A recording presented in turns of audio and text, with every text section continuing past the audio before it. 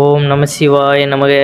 தென்னாடுடைய சிவனே போற்றி, எந்நாட்டவருக்கும் இறைவா போற்றி. ஏலக்காயை நம்ம இந்த இடத்துல வைப்பதனால நமக்கு அது பல நன்மைகளை கொண்டு வரக்கூடியதாக இருக்கும். என்னதான் நமக்கு கஷ்டங்கள் அதிகமாக இருந்தாலும் மனிதனுக்கு இந்த பண கஷ்டம் அப்படிங்கிறது தான் மிகவும் மோசமான ஒரு நிலையாக இருக்கின்றது. மன கஷ்டம் இப்படின்னு பல கஷ்டங்கள் இருந்தாலும் பணத்தால் நம்மளால் ஒரு பொருளை வாங்க முடியலையே அப்படிங்கிற அந்த ஏக்கமானது நிறைய பேருக்கு இருக்கத்தான் செய்யும். அந்த வகையில் பார்த்திங்கன்னா நாம் இறைவனிடம் போய் மன்றாடுவோம், என்னுடைய நிலை எப்படியாவது உயர்த்துங்க, எல்லாருமே நல்லா இருக்கும் பொழுது எனக்கு மட்டும் எவ்வளோ கஷ்டம் அப்படிங்கிற மாதிரிலாம் நம்ம இறைவனிடம் வேண்டுவோம். அப்படி அந்த வேண்டுதல்களை நம்ம இறைவனிடம் கோயில்களில் ஆலயங்களில் போய் சென்று வேண்டுவோம்.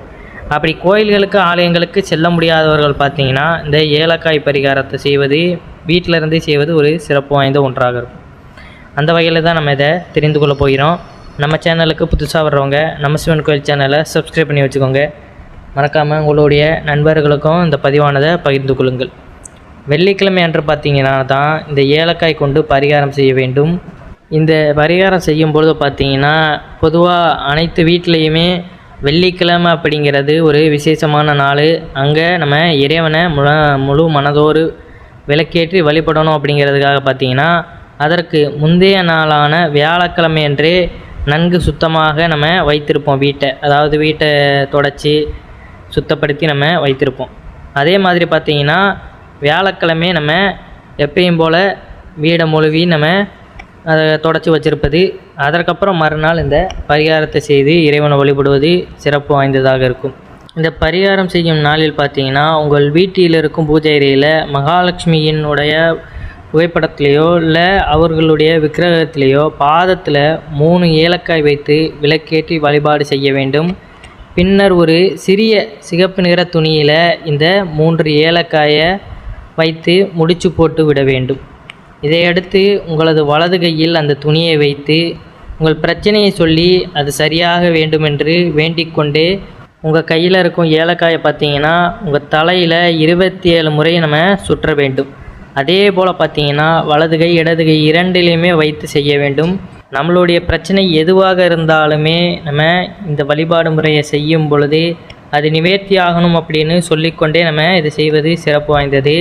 அது அப்படியே சரியாகும். ஏன்னா ஏலக்காய் பார்த்திங்கன்னா பொதுவாகவே அது இறைத்தன்மை உடையதாகவும் நேர்மறை ஆற்றலை இழுக்கக்கூடியதாகவும் இருக்கும். அப்போ நம்ம இந்த பரிகார முறையை செய்யும்பொழுது பார்த்திங்கன்னா அது நமக்கு நன்மை அளிக்கக்கூடியதாக இருக்கும். அதற்கப்புறம் நம்ம சுற்றி முடித்ததுக்கப்புறம் பார்த்திங்கன்னா இவற்றை எடுத்து அந்த துணியை வீட்டின் பூஜை அறையில் அப்படியே நம்ம வைத்து விடுங்கள்.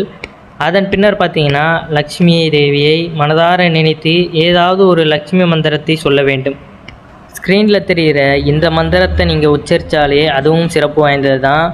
ஓம் மகாதேவியேச வித்மகே வீரசக்தியேச தீமகே தன்னோ வீரலட்சுமி பிரசோதயா. இந்த மந்திரத்தை நம்ம இந்த வழிபாட்டு முறையை மேற்கொண்டதுக்கப்புறம், அதாவது நம்ம 27 முறை பார்த்திங்கன்னா நம்ம தலையை சுற்றி ஏலக்காய் வைத்திருக்கின்ற அந்த துணியை பார்த்திங்கன்னா நம்ம சுற்றி நம்மளுடைய கோரிக்கையானதை நிறைவேற்றுவதற்கு நம்ம மகாலட்சுமி தாயாரிடம் பார்த்திங்கன்னா நம்ம முன் உட்கார்ந்து நம்ம சொல்லுவோம். அதற்கப்புறம் பார்த்திங்கன்னா ஏதாவது மந்திரத்தை நம்ம கூறுவது சிறப்பு. உங்களுக்கே தெரிஞ்சாலும் சரி, இல்லை அந்த ஸ்க்ரீனில் தெரியுத மந்திரத்தை கூறினாலும் சரி. என்னால் இந்த மந்திரத்தை கூற முடியலை அப்படிங்கிற பட்சத்தில் பார்த்திங்கன்னா ஓம் மகாலட்சுமி தேவியே போற்றி அப்படிங்கிற அவருடைய அந்த திருநாமத்தையே கூறுவது மிகவும் சிறப்பு வாய்ந்தது தான். உங்களால் அந்த மந்திரம் தெரியும், என்னால் கூற முடிஞ்சால் இந்த மந்திரத்தை கூறுவதும் நல்லது. இதை பார்த்திங்கன்னா வெள்ளிக்கிழமை என்று நீங்கள் செய்து விட்டதுக்கப்புறம் 27 நாட்கள் பார்த்திங்கன்னா அந்த ஏலக்காய் அப்படியே உங்கள் பூஜை அறையில் இருக்கணும். அதை அப்படியே விட்டுருங்க. 27 நாட்களுக்கு பின் அந்த ஏலக்காயை எடுத்து உங்கள் வீட்டில் இருக்கும் செடியில் நீங்கள் போட்டு விட வேண்டும். உங்கள் வீட்டில் நீங்கள் செடி வளர்த்தாலும் சரி, இல்லை தோட்டம் இந்த மாதிரி எது வைத்திருந்தாலுமே அந்த இடத்துல போட்டு விடுவது சிறப்பு. சில நேரங்களில் பார்த்திங்கன்னா நம்ம இந்த பரிகாரத்தை முழுவதுமாக செய்து முடித்தாலும் அது நமக்கு நிறைவேறனாலும் எதுலையாவது நம்ம மிஸ்டேக் விட்டுருப்போம். அந்த வகையில் பார்த்திங்கன்னா இதை நம்ம தொடர்ந்து செய்து கொண்டே இருந்தாலுமே இதற்கான பலனானது நமக்கு கிடைக்கத்தான் செய்யும்.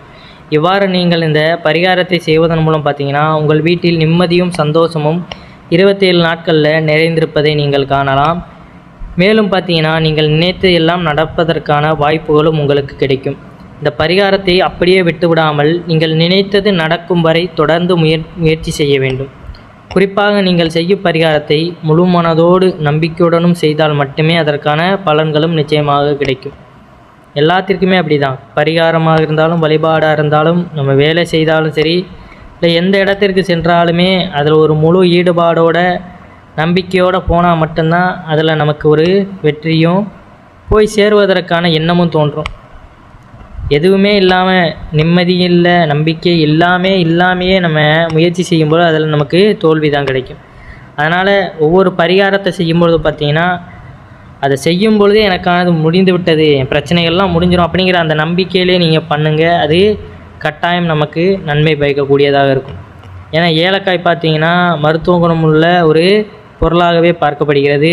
அந்த வகையில் நம்ம பரிகாரத்துக்கு யூஸ் பண்ணுவதும் மிகவும் சிறப்பு வாய்ந்தது.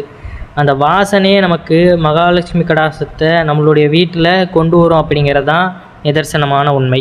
தாயார் மகாலட்சுமிக்கு மிகவும் பிடித்த ஒரு பொருள் அப்படின்னு பார்த்தீங்கன்னா அதான் ஏலக்காய். இது நறுமண பொருட்களில் ஒன்றாகவும் இருக்கின்றது. மகாலட்சுமி வசிக்கும் இடங்களில் எல்லாம் இந்த ஒரு வசீகர பொருள் இருந்தால் பேரதிர்ஷ்டம் ஏற்படும் என்று நம்பப்படுகிறது. இந்த ஏலக்காய் எல்லாம் பார்த்திங்கன்னா மாலையாக கட்டி மகாலட்சுமி தேவிக்கு சாற்றி வழிபட்டு வந்தாலும் நமக்கு செல்வம் சேரும் என்கிற நம்பிக்கை உண்டு. ஏலக்காயை நம்ம சமையலுக்கு பயன்படுத்தினாலும் ஆன்மீகம் சார்ந்த விஷயங்களில் இதை பெருமளவு பயன்படுத்தும் பொழுது அதிக நன்மைகளை ஏற்படுத்துகிறது. குறிப்பாக வெள்ளிக்கிழமைகளில் நம்ம செய்கின்ற இந்த பூஜை முறைகள் மிகவும் சிறப்பு வாய்ந்தது. வீட்டு பூஜை அறையில் உள்ள மகாலட்சுமி சிலை அல்லது படத்திற்கு ஏலக்காய் மாலை சாத்தி ஏலக்காய் தீர்த்தம் வைத்து வழிபட்டால் நம்மளுடைய குடும்ப பிரச்சனைகள் எதுவாக இருந்தாலுமே அதுவும் சரியாகி நமக்கு வேண்டிய செல்வ வளமும் நம்மிடம் வந்து சேரும் அப்படிங்கிறது தான் ஐதீகம். ஏன்னா அந்தளவிற்கு பார்த்திங்கன்னா ஏலக்காய்க்கு மகாலட்சுமியின் வாசம் அப்படிங்கிறது அதிகமாக இருக்குது. அதனால் பணத்தினுடைய அந்த சக்தியை ஈர்க்கக்கூடியதாகவும் சொல்லப்பட்டுள்ளது. 9 ஏலக்காயை ஒரு நூலில் கோர்த்து உங்களுடைய வலது கையில் கட்டி கொண்டால் உங்களை பிடித்த தரித்திரம் பீடை எல்லாம் ஒளியும், துரதிர்ஷ்டம் நீங்கி அதிர்ஷ்டம் வர துவங்கும். அதேபோல் ஏலக்காயை நன்கு பொடித்து இடித்து ஒரு பாலித்தீன் கவரில் சிறிய அளவில் கட்டி மணிப்பர்சில் வைத்து கொள்ளவும்.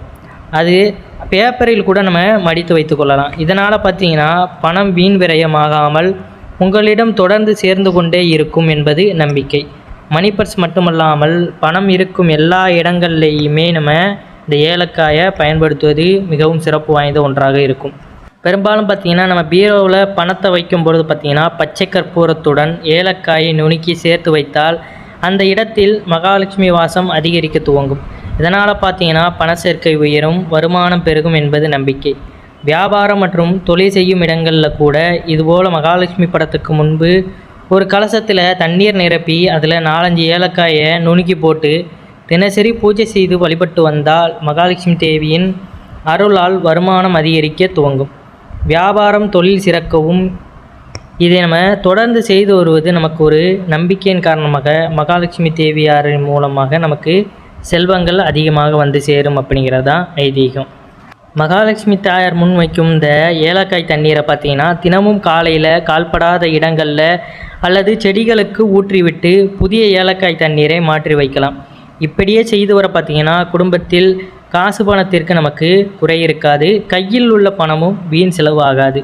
இப்போ உள்ள நவீன காலத்தில் பார்த்திங்கன்னா பணத்திற்கு தான் அதிக தேவையும், அந்த செல்வத்தை நம்ம தேவையில்லாத விஷயங்களில் போட்டு வீண் விரயமும் செய்துவிடக்கூடாது அப்படிங்கிற வகையில் தான் இந்த ஏலக்காய் நமக்கு உதவிகரமாக இருக்கின்றது. அதனால் மகாலட்சுமியின் வாசத்தை நம்ம எவ்வளோக்கு எவ்வளோ நம்மளுடைய வீடுகள்லேயும் சரி, இல்லை நம்ம தொழில் செய்கின்ற இடங்கள்லேயும் சரி நம்ம அதிகப்படுத்தி வைக்கிறோமோ அந்த அளவுக்கு நமக்கு நன்மைகள் கொடுக்கக்கூடியதாக இருக்கும்.